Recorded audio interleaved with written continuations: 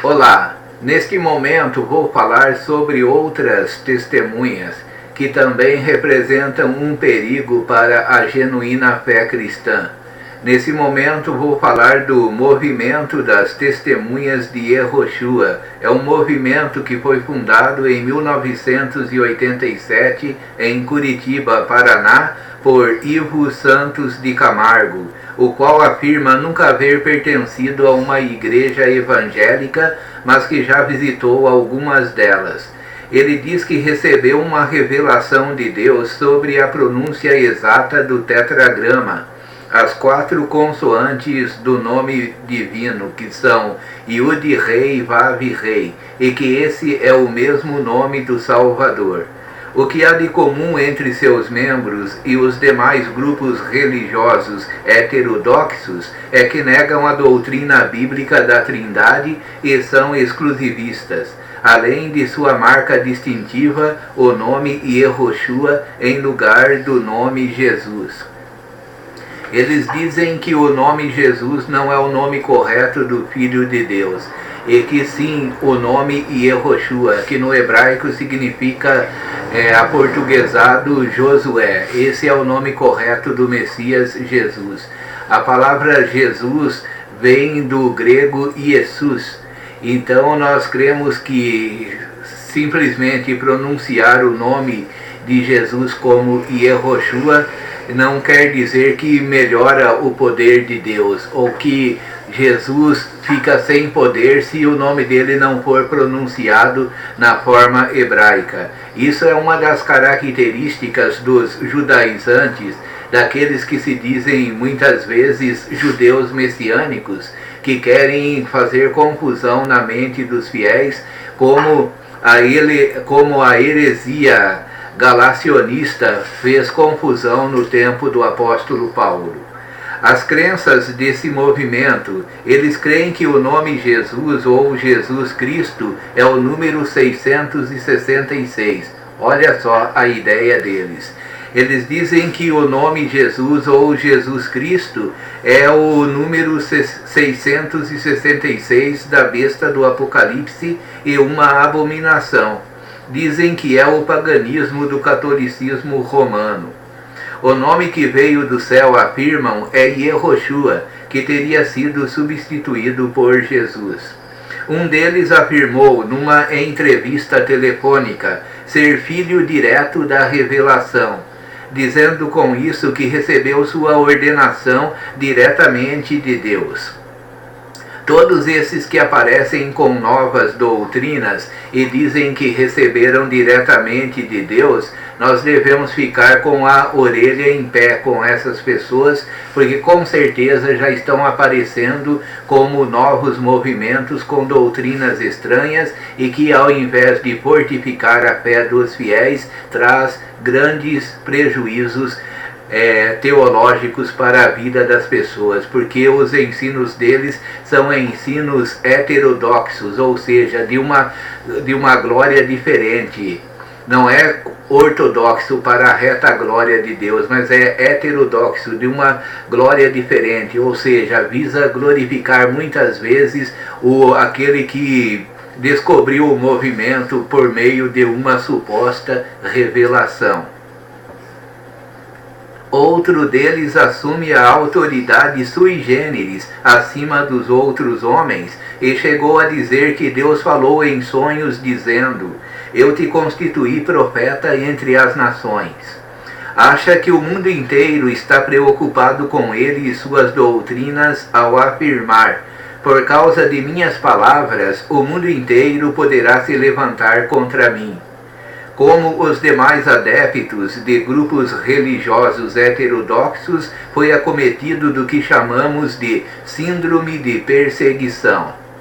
Não creem na Bíblia, afirmam que a Bíblia foi falsificada e que o original foi destruído pela Igreja Católica. Alegam que nossas versões da Bíblia, até os manuscritos gregos do Novo Testamento, foram adulterados e modificados, e propõem um texto que, segundo eles, seja inspirado, autêntico, que apresente o nome Yehoshua ou Yehoshua HaMashiach, no lugar de Jesus ou Jesus Cristo.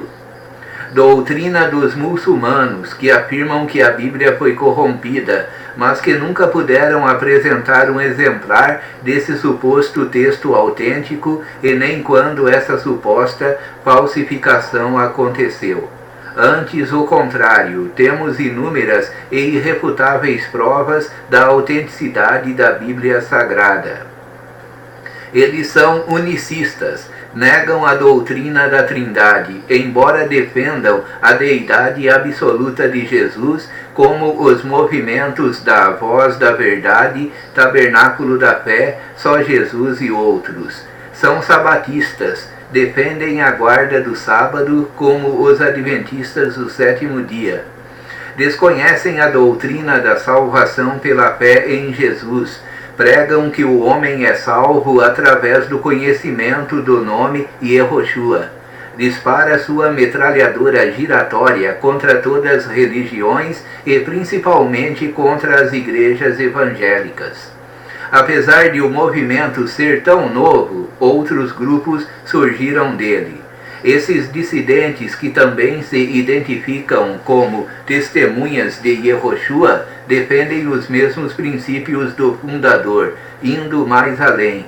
Negam a autoridade do Evangelho de Mateus, pois ensinam que tal evangelho é uma invenção da Igreja Católica para apoiar a doutrina de que Jesus é o Filho de Deus. Negando o nascimento virginal de Jesus, alegam que só após a ressurreição é que Jesus tornou-se Filho de Deus.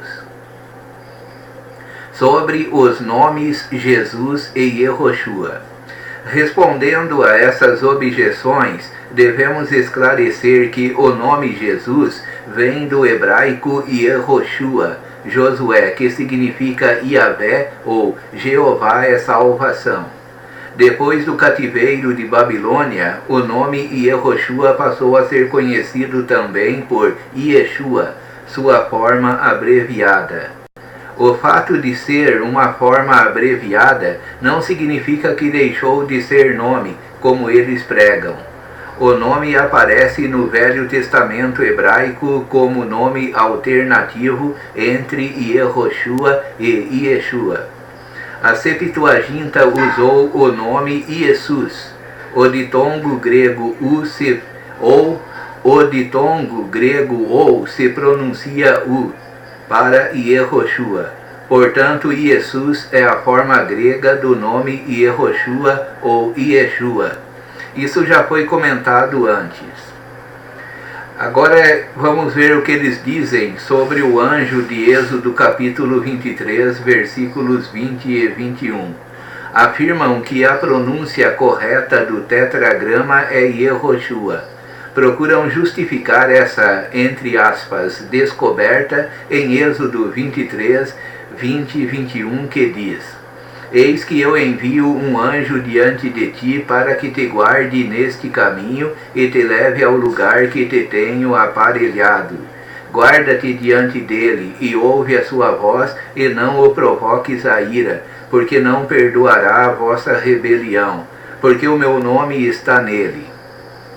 Segundo a sua interpretação, esse anjo é Josué, com base na expressão, o meu nome está nele. Como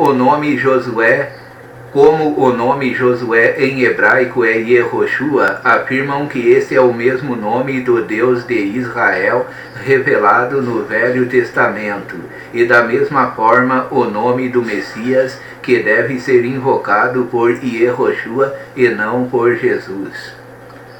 O primeiro problema dessa interpretação, para não dizer invenção, é que a pronúncia Yehoshua não comporta no tetragrama as consoantes hebraicas equivalentes a Yud, Re, Vav, Re do nome Jeová ou Yahvé. Basta ver as letras desses dois nomes para se certificar da confusão dessa doutrina.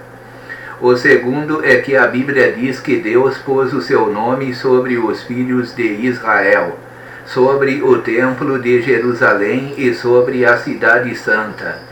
Nem por isso é correto afirmar que os filhos de Israel ou o templo de Jerusalém sejam o mesmo Deus Jeová. Veja Números 6, 27, segundo das Crônicas 7:15.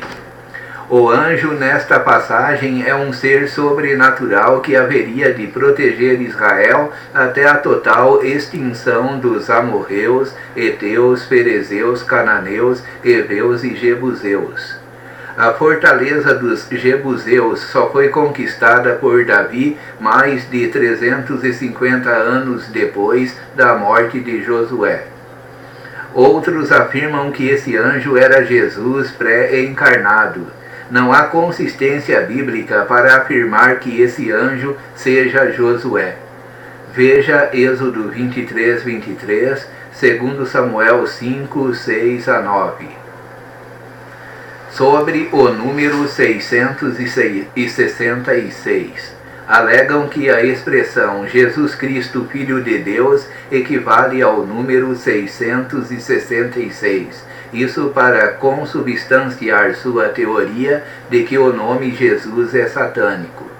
Antes de tudo, convém salientar que com um pouco de criatividade é possível tomar o nome de qualquer personagem e adaptar com seus títulos selecionados até que se chegue ao número 666. Isso é possível fazer com os nomes dos próprios líderes do movimento Testemunhas de Yehoshua. Quando se quer rotular alguém de 666, há muitas maneiras de fazê-lo. Se não funcionar em caracteres latinos, pode-se usar caracteres hebraicos. Se um título não encaixar, substitui por outro ou adiciona mais um adjetivo.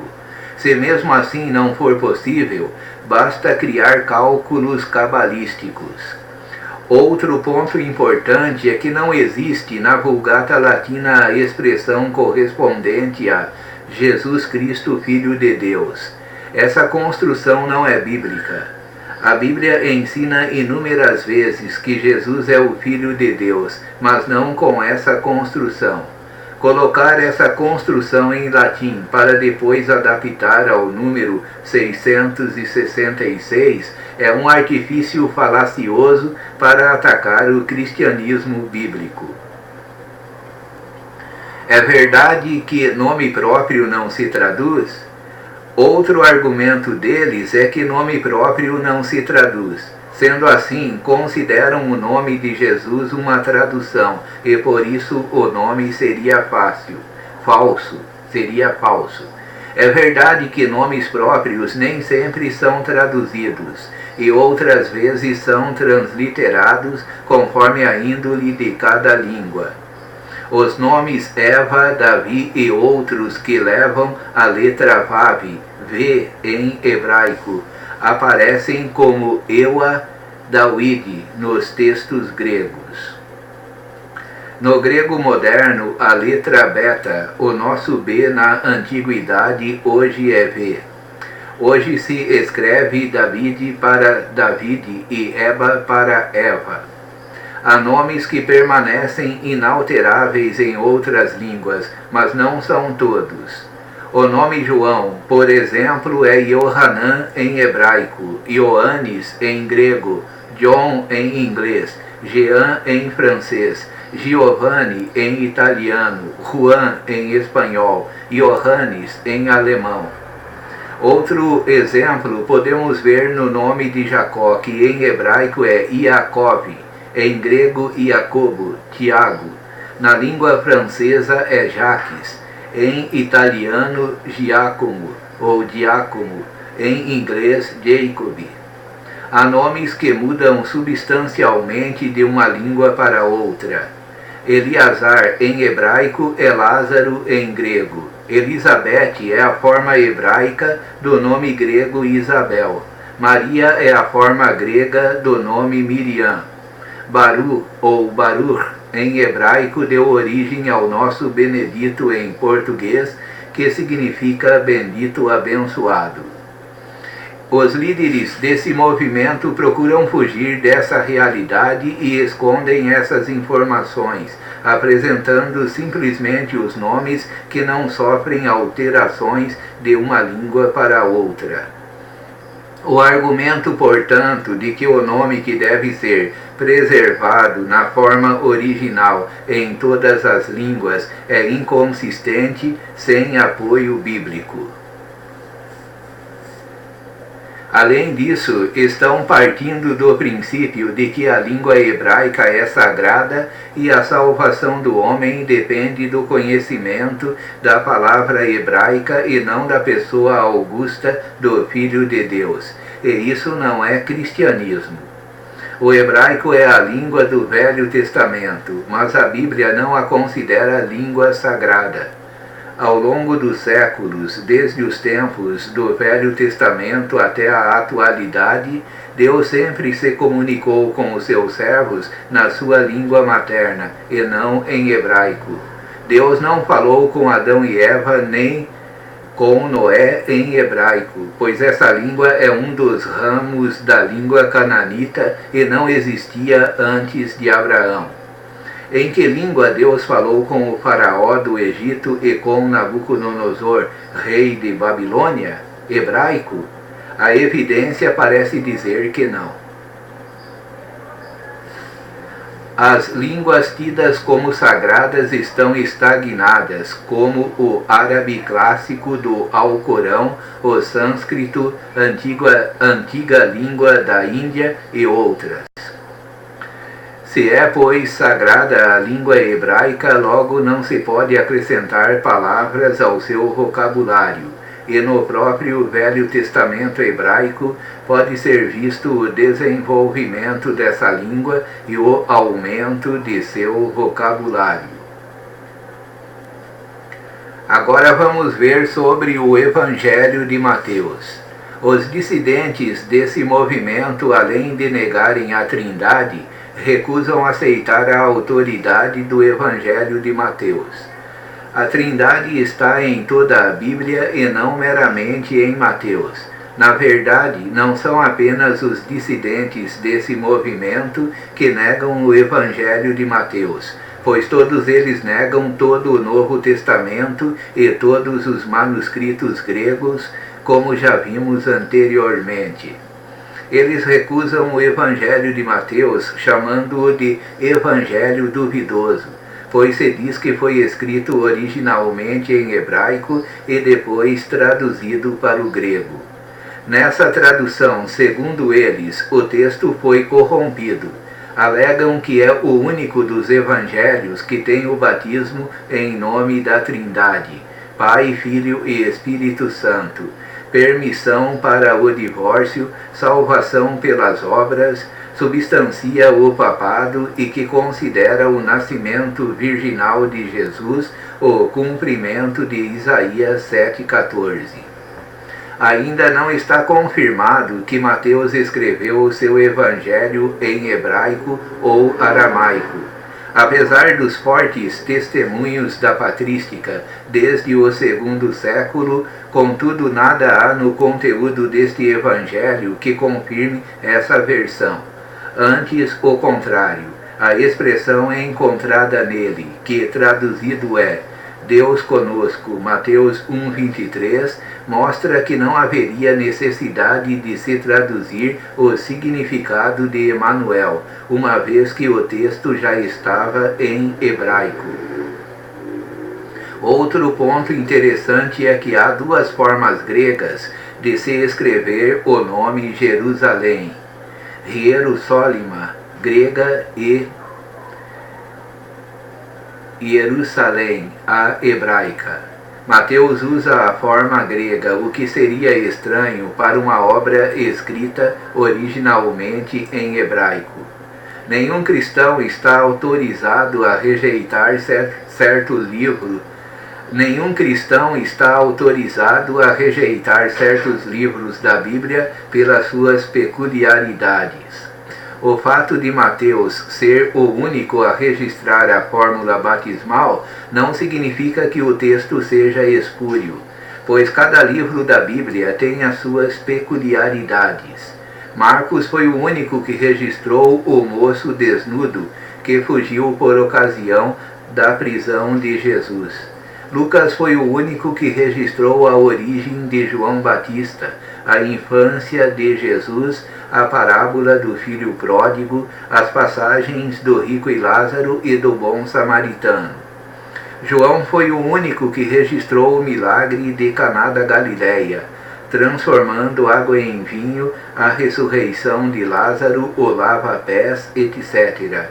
Isso por si só destrói completamente a interpretação das testemunhas de Yehoshua.